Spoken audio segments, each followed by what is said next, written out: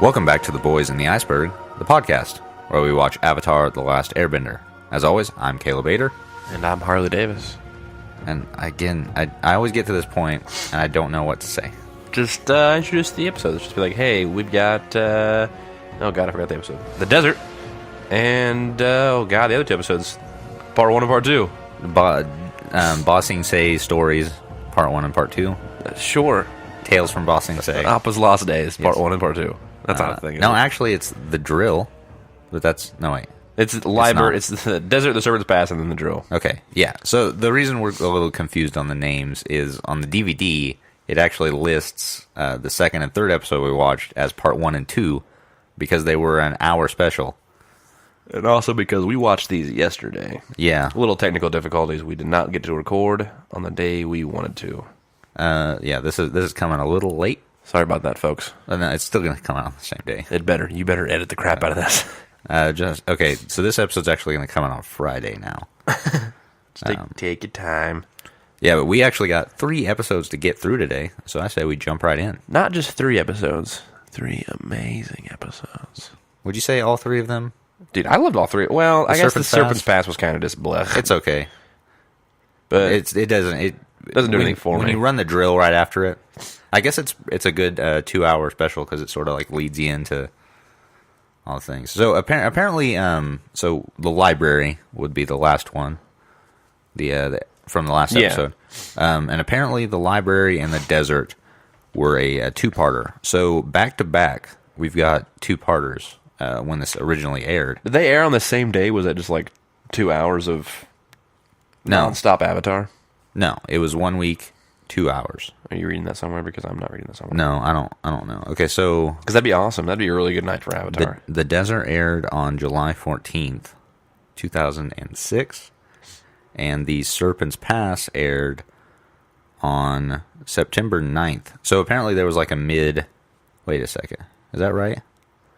No, September 15th. So they took off some time, looks like. Really? That would suck. Oh, kind of like a mid-season finale thing? Kind of, but it's... Did they have mid-season finales back then?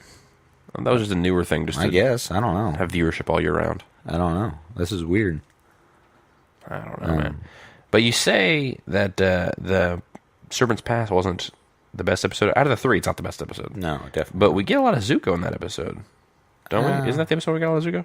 Yeah, with Jet and them. Yeah. Yeah, okay, but first let's talk about the desert Yeah, you're right. before we get into the next episodes. Why don't we pull sound clips of Sokka being drunk? I don't know. I told you to pull them, and you didn't, so that's on you. How am I supposed to pull them? I don't know anything about this stuff. I just sit here and be funny.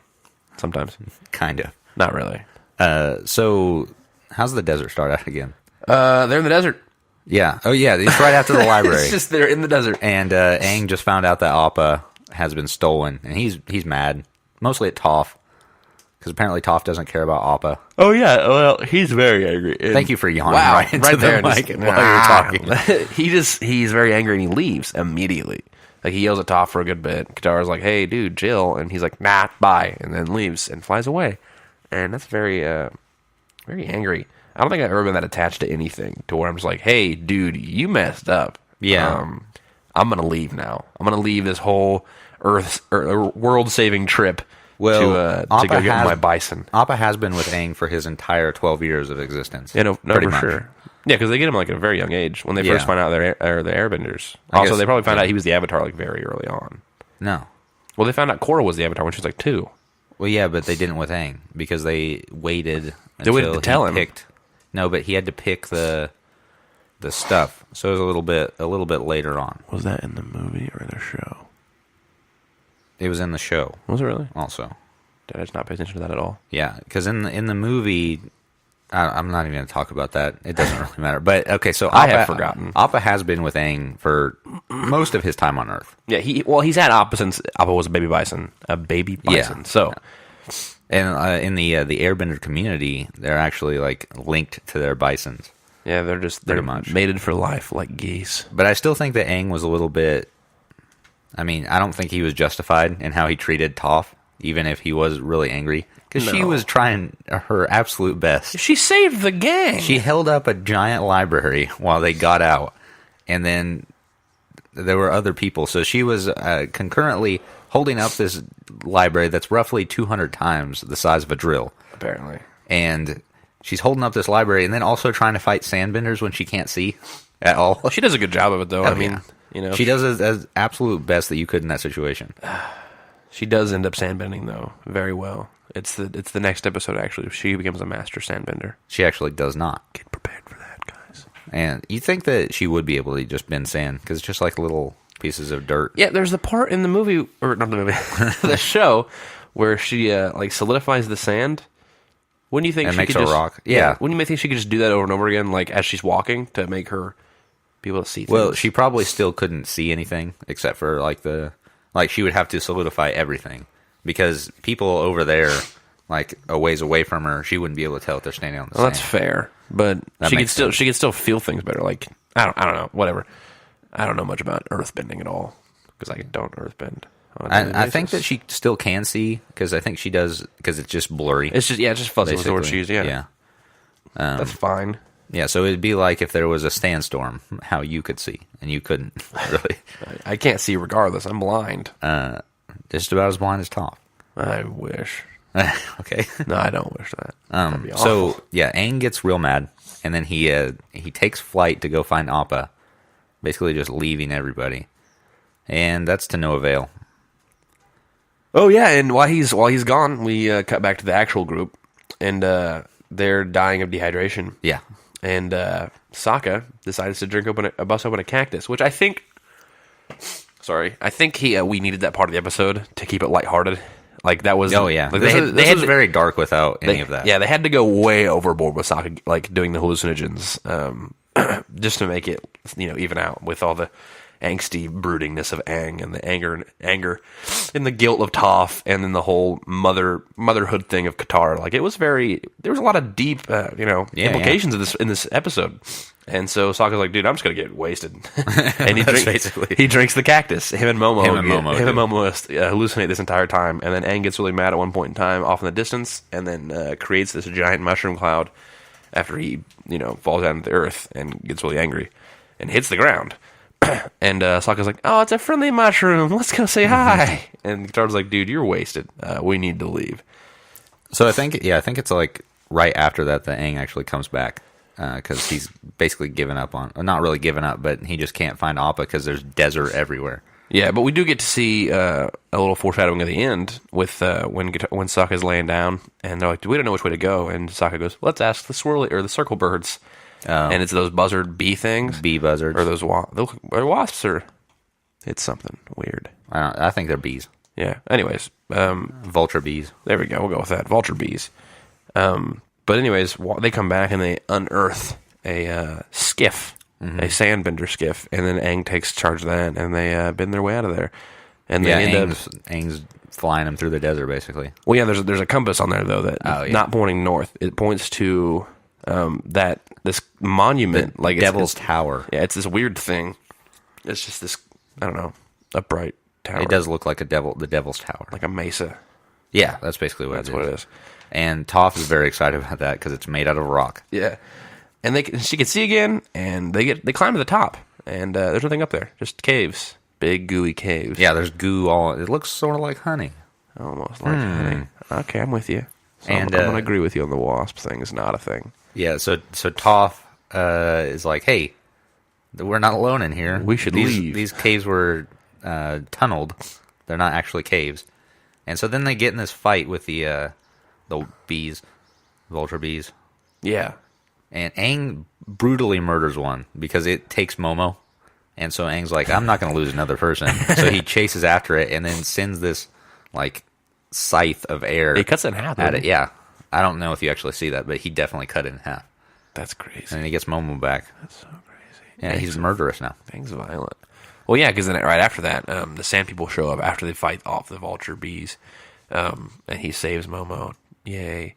After that, they go down to the bottom of the mesa and where the sand's at, and the sand people show up. Yeah, there's a whole bunch of them now. And they're like, hey, you stole a skiff from one of our tribes. And he's like, no, You stole my bison. You stole my bison. Because Toph's like, hey, I recognize it's the son's voice. Yeah, because actually the leader is like, no, we didn't do anything like that. But then Toph recognizes his son's voice. The son gets the leader's like, dude, no. And the son gets very defensive, like suspiciously so. And then Toph recognizes his voice. And he's like, you said put a muzzle on Appa. And Aang's like, what? Which I don't... Of all the things they did, I think the muzzle's the least of it. Could you imagine just carrying around a bison muzzle, though? Like, that thing's got to be big. I guess that they knew they were chasing after the bison. That's fair. They had to fashion a muzzle beforehand. So apparently they didn't know he was the Avatar, and they wouldn't have stolen Appa if they had known that. But still, why would you just steal a giant bison? I don't know, to sell it on the black market? Yeah, so apparently we find out that's what they did. They sold it, and it's probably in Ba Sing Se now. And that's when Aang goes over the top with rage. We've talked about Ba Sing Se a lot, but then these next couple episodes, they talk about Ba Sing Se a lot. Yeah. Like, there's like, hey, dude, everything is converging on Ba Sing Se. Like, Zuko and Iroh converging on Ba Sing Se. Yeah, because that's in the next episode we actually see the journey. We don't get any of them in this episode? I don't remember. No, because they haven't quite made it to. Well, I guess that we probably wouldn't, because this is a 2-part with the library. Okay, so it's probably all focused on this. Okay, because the next episode they show up in that same little Katara's little small vacation place, that oasis. Yes, that's where they show up conveniently. How small is this world? I don't know. It's very small. They're always like together with each other. They always connect. But anyways, yeah, Aang goes. I guess they're all going to the same place though. So yeah, but you think it's just on the way? Probably. I don't know. I don't know either. It's probably the last stop before you get to anywhere else, because it's an oasis. That's the last stop. Did you see the people there? Very sketchy. Huh? Yeah, but I mean, it's probably from the direction they were headed. That's fair. It's an oasis in the middle of a desert, basically. Supposedly. Yeah, so getting back to the Avatar state, Aang enters it, and he's about ready to just kill everybody. Gets pretty close. He destroys all the skiffs. There's like 3 or 4 of them, and he destroys all of them. Except for one. Yeah, he keeps the one that keeps the one that they stole. They didn't steal it. They found it. And Katara, everyone's like getting all scared and everything, and Katara just like sort of hangs her head in the back. She's very like, somber. Are you kidding? She's tired of it. Probably not. She's probably like, oh no, look what they did.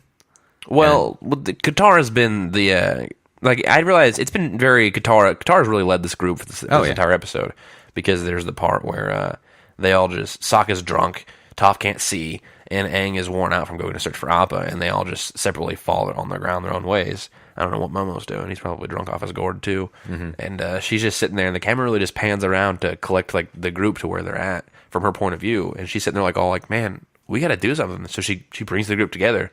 Like, she's the only one that has a level head right now. As much as I dog on Katara, she really steps up this episode, and I like it a lot.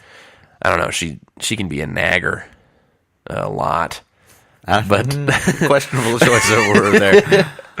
But she's good in this episode. I like her a lot in this episode. She does a really good job. But anyways, continue with what you were saying. Yeah. So she's just sort of back there. Like, okay, look what they pushed you to. I'm very sorry for you, basically. Yeah, I think it's more like, I'm sorry that you have to go through this, Aang, rather than, oh, here we go again. But she goes up and grabs Aang's foot, and then Aang does a little bit of Bilbo Baggins, and turns around and, like, stares into her soul. Oh. Yeah, and then... I didn't think about that until you said that. Like, what? Yeah, he turns around and, like, looks at her, and then she sort of, like, brings him back. And doesn't she... Yeah, they go right into a hug, and Aang starts crying. He cries in the Avatar state, doesn't he? I don't think he exits the Avatar state at the end of the episode. I'm pretty sure he maintains the Avatar state until the end of the episode. Like, the episode's over. Maybe. I don't remember. This was a whole day ago. Because then this episode just ends there as they're hugging. Nobody runs off in the sunset. Because Aang really hasn't let the emotions, like, take him yet. He's just been mad the entire time. No, it's very... So he's going through the stages of grief. Yeah, like, it's a very defeated... Oh, my bad. It's a very defeated feel. Like, almost like Empire Strikes Back. Like, hey, the bad guys are winning right now. The team is kind of lost here. Sokka's still kind of suffering from hallucinogenics. But, they're trying to win. They have the plans, but they have no way of getting out of the desert right now, except for that skiff. Like, they're trying. And it looks very bad, like, for our group right now. But things start to look up. Hopefully. But we can't get to there now. We're going to talk about some other stuff.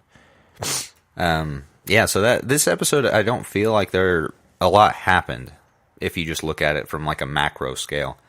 It was just like there's a lot that happens in the episode because they have to fill the time, but if you break it down to what actually happens, it's pretty sparse. Well, I think it shows, like if we just focus on Aang right now, it shows, like we didn't really got a character development from Katara. Like I said, Sokka's hallucinogenics needed to happen. Toph didn't do a whole lot, but I think we just needed to see how Aang was feeling after Appa's loss. Like we needed to get that emotional toll. Mm-hmm. We need to get that emotional connection to the Bison. I think that's what this episode was all about, really. In my opinion, in my honest opinion, IMO, I think is the abbreviation for Is it IMO? IMHO because you're honest. I did say honest opinion, so IMHO. So you have to clarify that. Take that, kids. I'm hip with the lingo. Yeah, so I think that's the end of it. Got any fun facts for us, Caleb? Yeah, this episode aired alongside The Library as part of a 1 hour. We've said that so many times. Yes, but it actually, hold on. It's part of the 1 hour special, Avatar, The Fury of Aang. So he gets mad, and it's foreshadowing. So I guess that's how they advertised it. So yeah, the overarching story is Aang being upset. I'm surprised they didn't put that on the DVD. Yeah, they put some other weird stuff on the DVD. Except for subtitles. So, Lock it up. Toph claims to have heard the son say put a muzzle on Appa. This is not actually heard at the time Appa is being taken in the library. Yeah, I agree with that because like it's not just fans saying that and just yeah, it's not conjecture. It's real. I remember him not saying that at all. And that always bothered me. That line always bothered me. But you went with it though, because it's sort of weird that they would do that. Like I can see them like making that mistake if it's like 2 weeks had gone by. Yeah. But back to back, you sort of have to. I think Toph's just angry at the Sandbenders, and she wants Aang to kill them because she can do anything. She's goading him. She's like, I think he might have said something about a muzzle to Appa. I don't know. Aang, kill him. Okay, so in this episode, it's the first time that the Order of the White Lotus is mentioned. So it was this episode? Was it? No. Was it? Was it? I don't remember. It might have been. Well, yeah, it would have to have been. Yeah, it was this episode. Okay, so the episode's not over. I lied. We are awful at our and jobs. Just quickly break down what Zuko and Iroh are up to. I don't even really remember exactly the events that lead to it. But they're just kind of walking around. They go into the Oasis town, and like they're trying to get to Ba Sing Se. Like yeah, and I think Iroh is like sort of pretty reasonably certain that there's a member of the Order of the White Lotus there, and they run into the two earthbending masters that are after Toph, Master Sin Fu and Master Yu. Yu. Yeah, who, I pointed this out, is voiced by Sab Shimono. I probably butchered that, but if you guys remember the old Jackie Chan Adventures, it was also on Disney, or was it on Cartoon Network?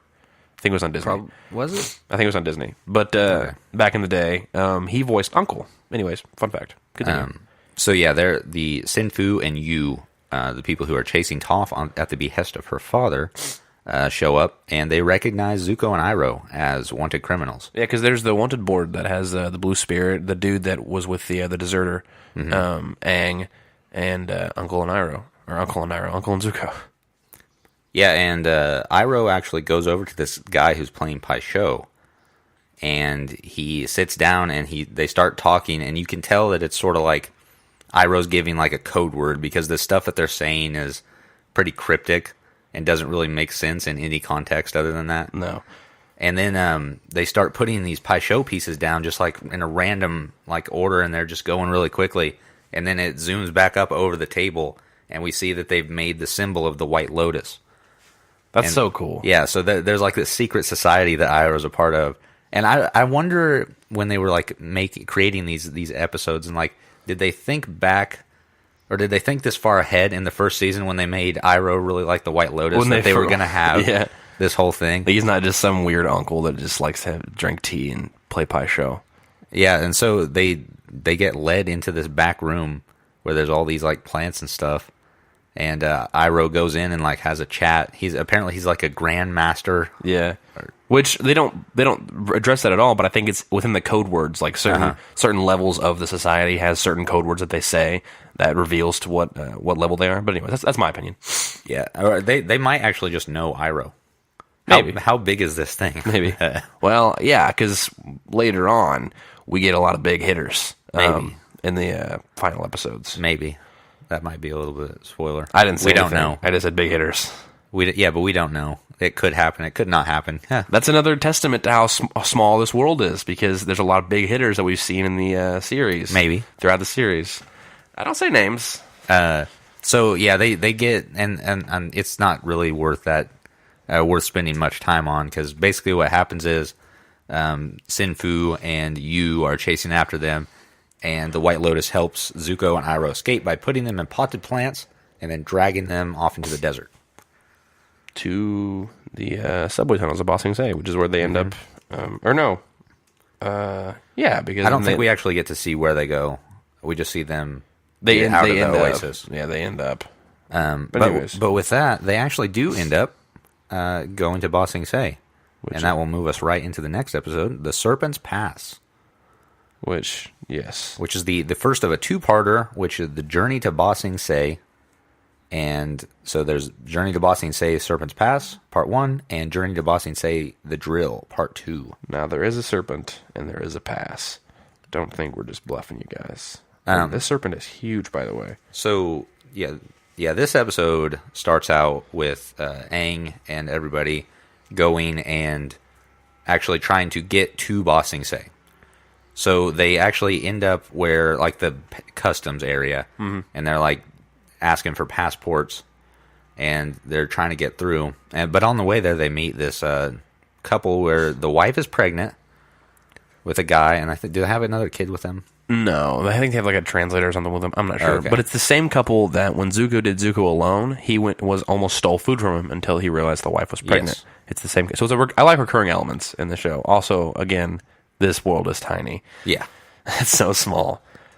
But yes, they continue on in there in the little customs area, and they find out that they don't have passports. Yeah, and you need that. The lady's very mad. She's just like any other TSA agent. She's just angry all the time. She hates her job and her life. And so Toph walks up and she's like, "Hey, listen, I'm part of the Beifong family," and shows the symbol. And she's like, "Oh, well, she has like a piece of paper." Yeah, like a little piece of parchment with her insignia on it. It's a good thing she had the forethought to bring that with her. Yeah, right.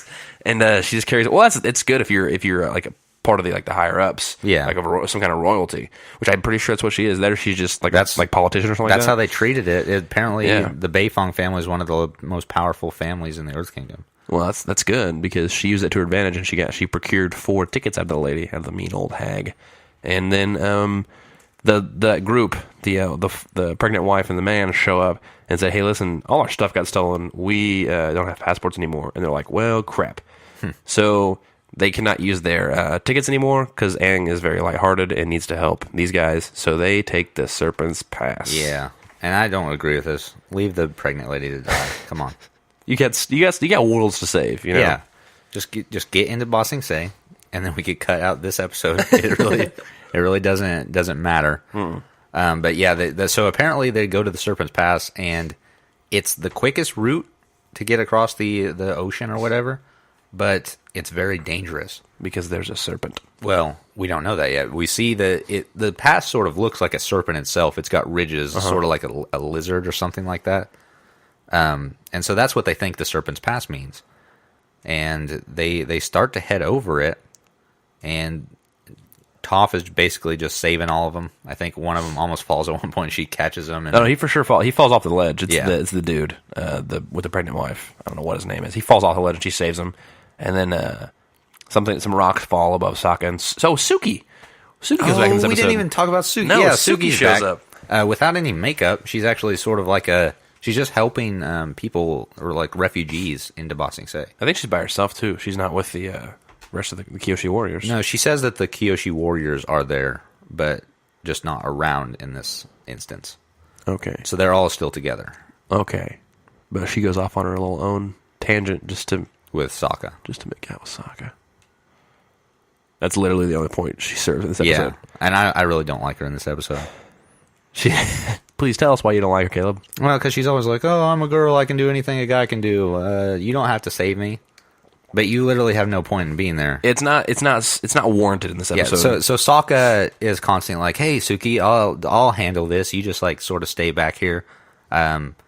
And it's sort of we actually get a reason for why he's being like that. And so every time there's like any danger, Sokka's always very protective of Suki, and he's just trying to watch out for her. And she takes offense to that. It's because of Yue, isn't it? Yeah, We get actually a really cool shot of Sokka and Suki about to kiss, and in the background, there is a moon. Like it's the only thing in the background is the moon. Well, there's the moon.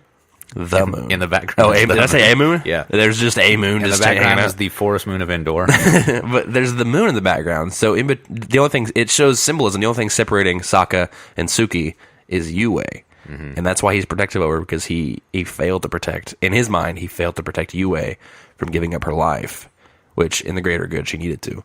So but, so he that's feels guilty why about that's that. why he's protecting Suki, is because he already went through someone he cares about. And she doesn't know that. Yeah, and he couldn't. Yeah, because this is quite a long time ago when they were at the island of Kyoshi, and then all the way up to the northern water tribe. But anyways, yeah. So they're traveling through the Serpent's Pass, and at one point in time, there is no more pass. There's just water. The pass, it's still there, but it goes underneath the water and then back up. Which I don't know why Toph didn't just Yeah. earthbend that up. And they have a waterbender, an earthbender, and someone who can do water, air, and earth. You think they could just like make a boat out of rock and then Right. sail it across the Figure the something ocean? out. It's not that hard. He could probably like spend like a couple weeks there and take all the refugees. Yeah. Like, so they do the weird thing, and our Katara creates this bubble of air. she's sort of through bending water. Yeah, she's she bends bending the back. water.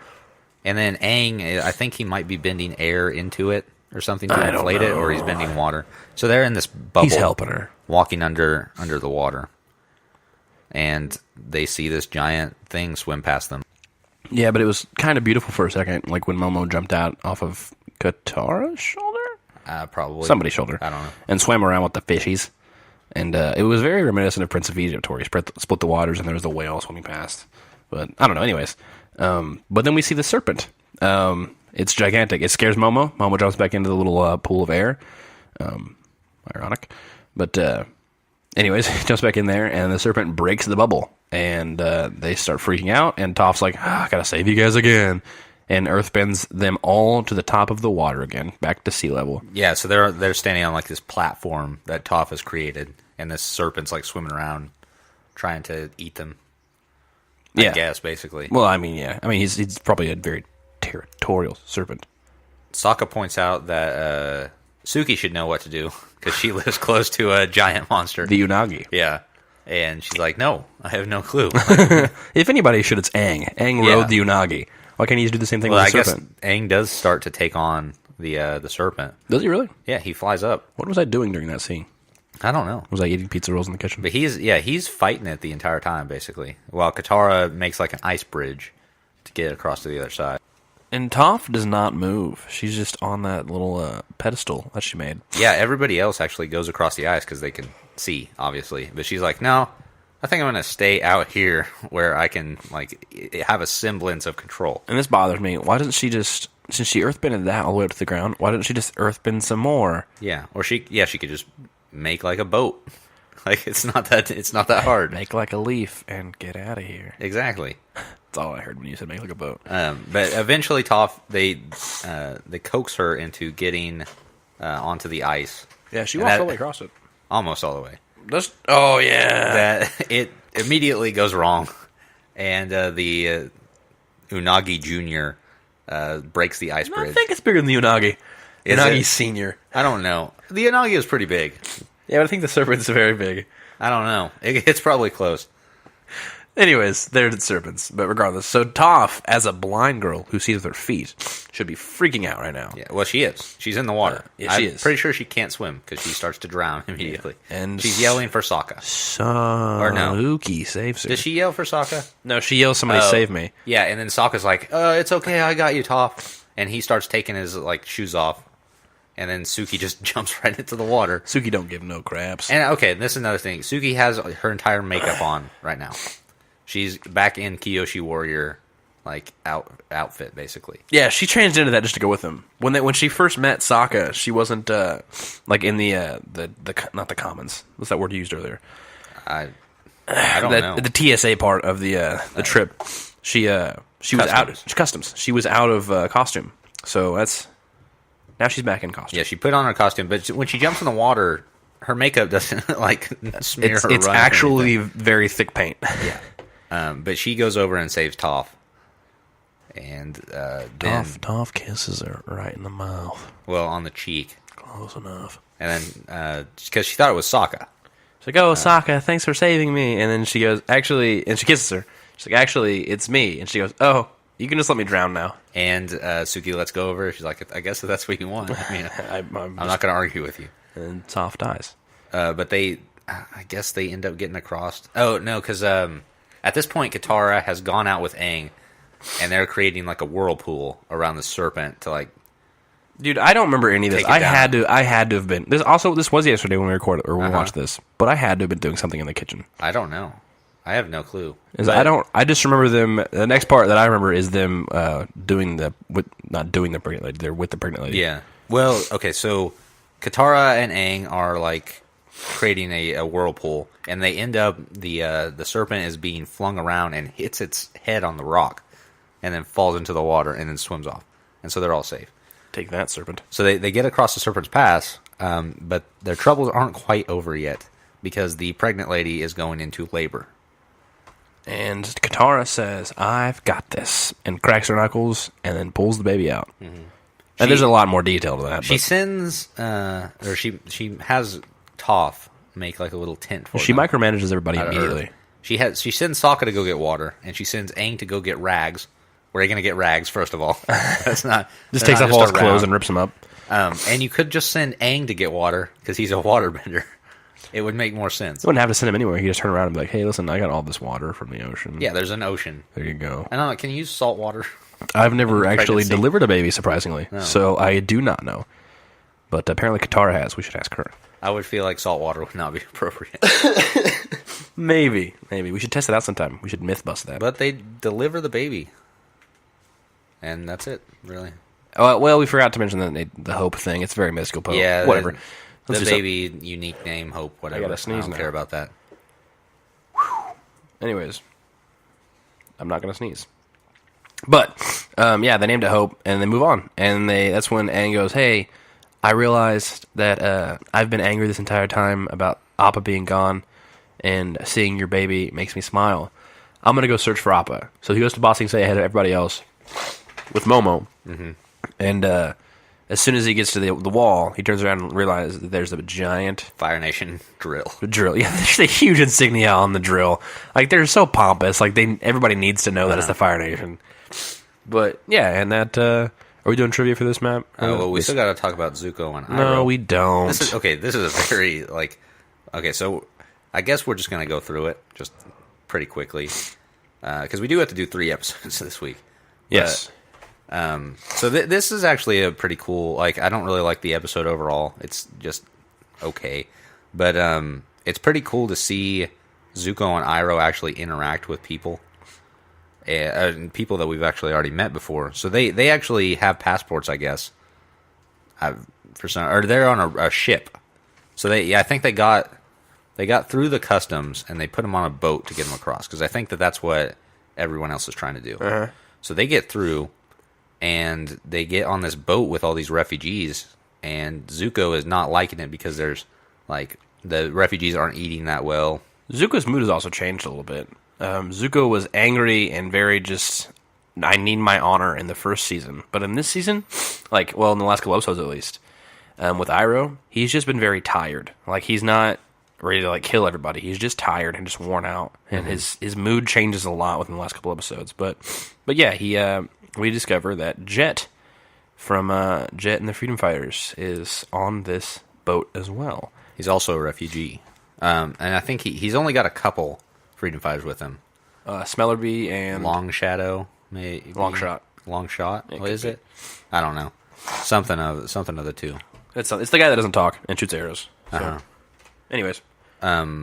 So yeah, they come up with this scheme because apparently the captain of the boat is eating very well when everybody else has rotten food, basically. Like a fat, happy king. Yes. And so he says, hey, or Jet says to Zuko, hey, join up with me, and we'll go and liberate this food. Because we find out that the reason why Jet picked Zuko is because he relates to him as soon as he sees that scar. He doesn't tell us until later when he sees the scar, and he's like, as soon as I saw your scar, I knew immediately who you were. An enemy of the Fire Nation. Mm-hmm. Or a victim of the Fire Nation or something like that. So Zuko freaks out as soon as he hears that. It's supposed to be set up like, oh my god, like one of those things that make it sound like he actually knows who it is. Like it's cliche. Yeah. They do it all the time in film. But he's like, an enemy of the Fire Nation. I like that a lot. Yeah, so Zuko and Jet sort of bond through that, and then they actually make it across. And there's not a whole lot of Iroh and Zuko in this episode, but I think it's interspersed. So they make it across, and then they're like in another waiting area before they can get on a train to go into the city. And Iroh sees that there's a cart selling tea. It's the hottest tea in the Earth Nation. It specifically says that. Yeah, so he goes over and gets some tea and drinks it and almost spits it out because apparently it's cold. He says, more like the coldest tea in the Fire Nation. Yeah. And then Jet's like, hey, Zuko, let's go talk. So they go over to a couple feet away to have their own little chat. And the entire time, I don't know what was being said, but I completely ignored them. Yeah. Because think Jet was basically just offering Zuko to enter the yeah. Because in the background, you see Iroh, and he's got his tea, and he turns around. He just his back is to the camera. Very conspicuous. And he turns back around. Like, what did he have to turn around I for? don't know. Like, just to hide it from the camera? He was hiding it from everybody. They're on a reality TV show. They know the cameras are there. But he turns around, he comes back, and it's steaming now. And Zuko's like, no, I got to pass on whatever you just offered me. And then he walks away, and Jet looks over at Iroh, and he sees Iroh's drinking now what is hot tea. And so he gets super mad. And Zuko looks over at Jet, for some reason, and sees that Jet is mad, looks back over at Iroh, sees that his tea is hot, smacks the tea out of Iroh's hand, and goes, for a wise old man, that's a pretty stupid move. Firebending your tea like that. Yeah, he heated it up with his firebending. Which this all could have been avoided if Iroh just wouldn't have said anything about the cold tea. It could have just been hot, and Yeah. no one would have known. Well, But he takes his now- tea very seriously. Now Jet knows that they're firebenders. Yes, and he's not happy about it. That's where we end on Zuko and Iroh for this episode. Uh-huh. And I don't believe we get them in the next episode. So we get Jet multiple times. I actually forgot about Jet being in this episode. Mm-hmm. Believe it or not, I do forget things. You should believe it. I forget a lot of things. Okay, so I think that wraps up the episode. We end with Aang looking over the drill, and something's probably going to happen with that in the next episode. Dun dun dun. Okay, so this episode aired alongside the drill as the 1 hour special Avatar Secret of the Fire Nation. Ooh. That's what this one was called. Was the drill the secret? I guess. And okay, yeah, and they've gotten technologically advanced, like a lot since the last time we saw them. Yeah, Now, I know you don't like me referencing Korra, but when I see the interior of this drill, it reminds me a lot of the advancements they have in Korra. Like the era that it is, like the very 20s era. Very steampunkish. But what's going on? What are you doing? I'm not doing anything. You just give a weird look to me. No, I'm just reading some more trivia. Anyways. So Full Moon Bay, they're saying that a lot in this wiki. I think that it's the actual like the TSA customs place, because it says Full Moon Bay pokes fun at the atmosphere of a modern day airport, mocking their strict security, stolen luggage, and difficult employees. Okay. So, yeah, I can see that. Like when I mentioned that lady being as angry as the TSA agents earlier. Yes. And then the next one is, even though seismic sense has not been introduced in the series, the Earthbender in Full Moon Bay could open the gate for arriving refugees without seeing them. I don't know what seismic sense is, but it's a clickable link, so I'm going to go ahead and do that. It's a clickable link, he says. Is that not what Toph does? Okay. Is that not what Toph does? Well, yeah, it is. Seismic sense is a sub-skill of earthbending that constitutes for physical sense. It enables earthbenders to detect vibrations in the ground to perceive it. Yeah, that's what literally what Toph does. It's definitely been introduced. Lock in it the up, series. Wiki. Lock it up. Yeah, that's ridiculous. Letting me down. I don't know if we can trust this wiki anymore. Man, goofs. This entire wiki. That's what I just read. Man. Anyway. When Jet and Zuko are talking, Zuko says, "I've realized lately that being on your own isn't always the best path." He's referring to the events that took place in Zuko alone. Dun, dun, dun, dun. As Aang and the others reach the gate in the Serpent's Pass, they notice the words "Abandon Hope" carved on the gate. This could be a reference to the words that appear above the gates of hell in Dante's The Divine Comedy, which read, "Abandon all hope, ye who enter here." You know, I've never read that. Should I have to read that? No, probably not. Read Inferno if you're going to read anything. Huh. That's like a literary masterpiece, though. Like, you think I would read that? Anyways. Maybe. Anyways, on to the next. Yes. Okay, so we're going to go right into the next episode, The Drill. The Drill. And this is one of the episodes I remember very clearly watching it the first time. That it probably wasn't the first time it aired, but I watched it in like a marathon sense, and this episode sticks out to me. See, I think that what you said about the second season being the most memorable, I think it's the best season. And I also think that when season 1 aired, I was just young enough to not pay attention enough to what was going on in the season, or not know the overarching stories and all like that, just see the characters. Mm-hmm. But on the second season, I was just mature enough to remember the season. And the third season, I was so freaking busy.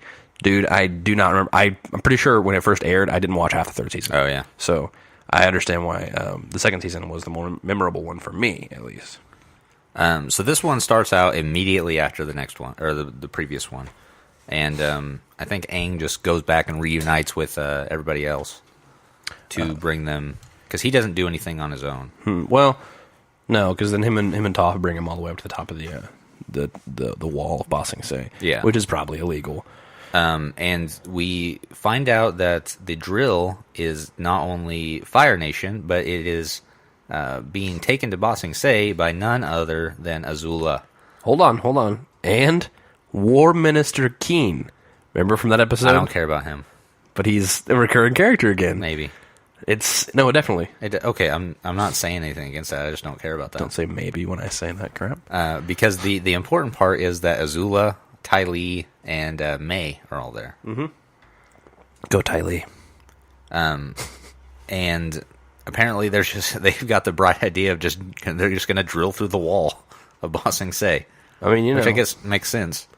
Yeah, I guess it would work. And it does kind of work. Man, hold on. But Aang and everybody else are wanting to go down there and help, but the Earth Nation general, or whoever it is, the leader that's up on top of the wall, says, "No, just hang on, we got this." And then all these Earthbenders down on the ground try to stop the drill, and they don't do a very good job of it. They almost immediately get thrown to the side, and I think do May and Ty Lee even go down there? Ty Lee goes down there and fights the Earth Kingdom guys. May does too, because I remember she comes out straight away and just throws. Because they slide down the side of that the drill. Yeah, and they just take them all out. Basically, it's not they murder them. Yeah, en masse. Ty Lee does a ton of them, like just immediately with her chi blocking. Yeah, she's a boss. That'd be a really cool thing to know, just to know how to lock up somebody's body like that. And so they get back into the drill, and the Earth Nation general is like, "Okay, you guys can try now." So they go down to the base of the wall, and Toph throws up some dust, and then they run through the dust so that the people in the drill can't see them. Clever Toph, clever. And they end up getting underneath it, I guess. They're underneath the drill because then they end up going up through it, and they get into the drill. And Toph stays back, but then Katara, Aang, and Sokka all go in there. And they... Sokka's like, from the inside is how we got to defeat it, because he has like an epiphany earlier about something. And he's from the inside we got to defeat it, and they go in there, and so they start breaking stuff. And then they expect a mechanic to come down and fix that. And they take the mechanics... He's got schematics. Which I'm pretty sure are the same schematics that were in the Mechanist layer in the episode of the Northern Air Temple. That's at least what the wiki says. I don't know. So, maybe. And also, I'm pretty sure I pointed that out when we first watched it. Like, that was the drill schematics. It could be. But anyways, We'll have to see. so they take the schematics and they realize that they need to weaken this drill from the inside through these There's like pillars, columns, something like that, like that are steel. holding it up. Yeah, they're steel beams. They're I-beams. Yeah, and so they start cutting through it, and Aang and Katara are waterbending through this, they're slicing through it, and they cut through one all the way, and then they knock it down. Well, it slides a little bit, but it doesn't do anything, and so they're like, "Crap, we've lost."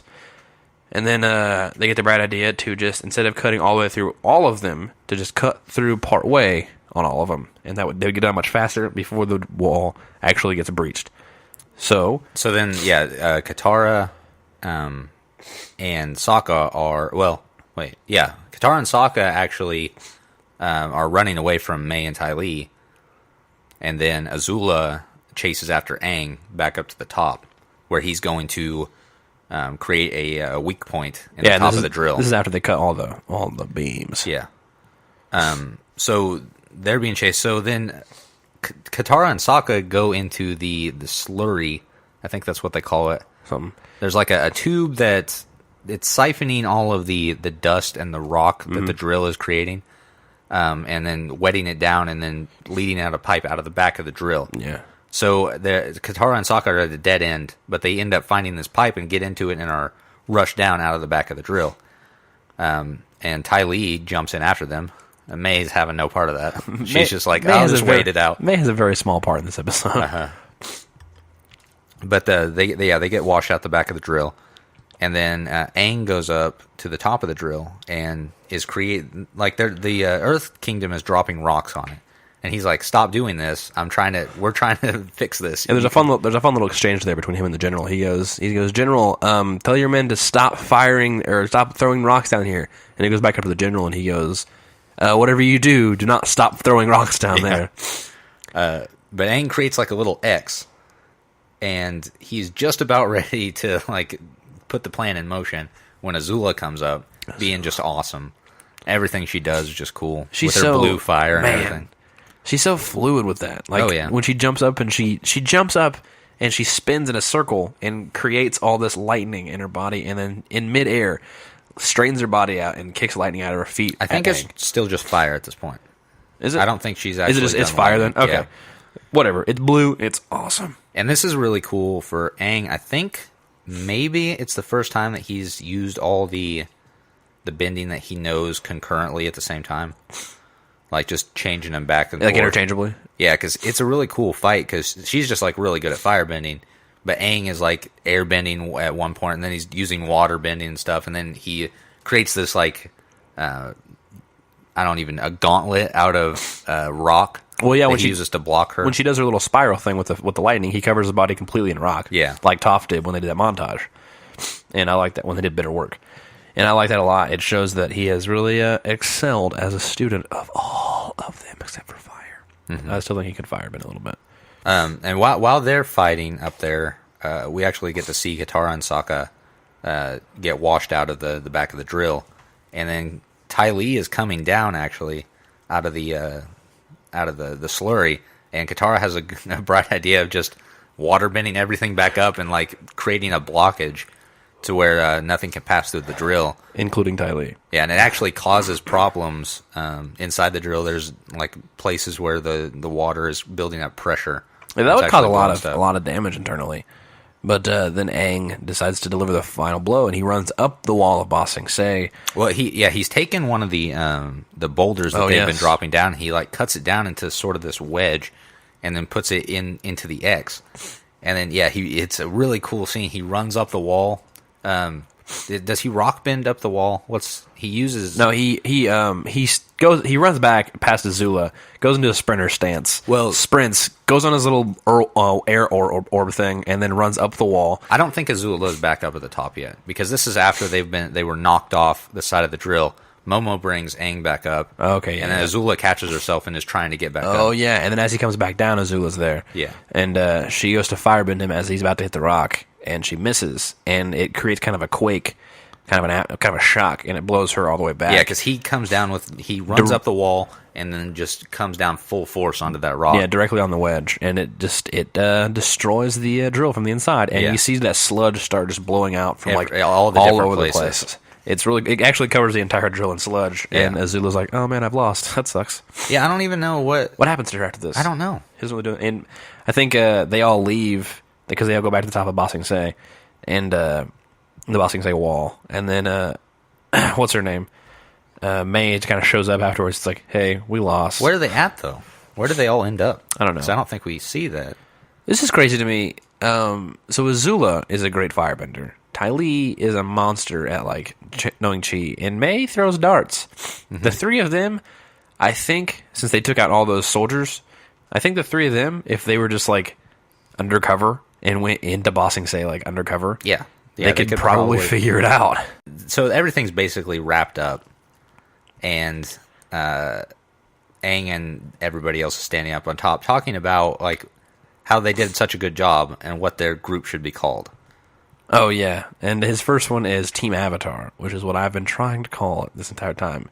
And he goes, what is it? What he says? The gang or the Boomerang Gang. Yeah, he says The Fearsome Foursome? Boomerang Gang or Boomerang Squad, the okay. Aang Gang, the Fearsome Foursome, and Team Avatar.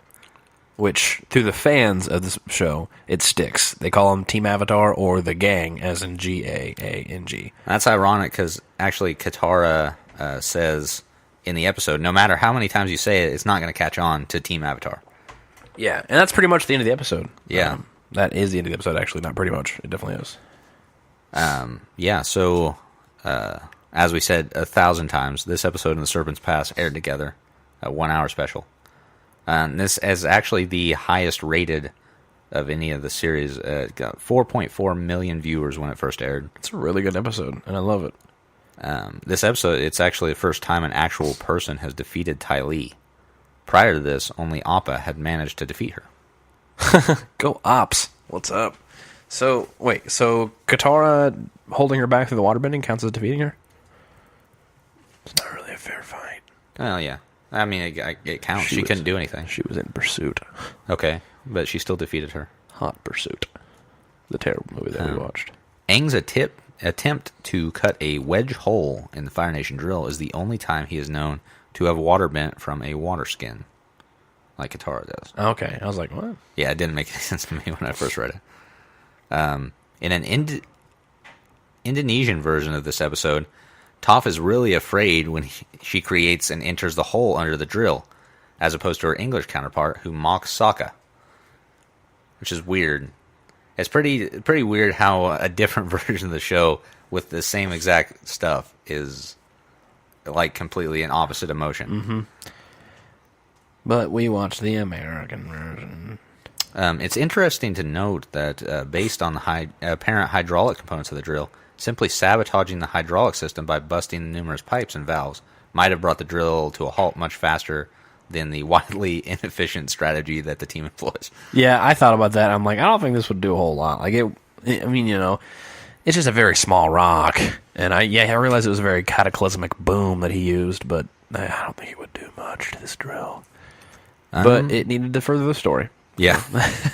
And it was a good episode, all in all. It was it was a very well-rounded episode. One of my favorites. Yes. But with that, that's going to take us to the end of the episode. Everyone, thank you so much for listening to this. As always, I've been Caleb Bader. And I'm Harley Davis. And we'll see you here next week. Bye.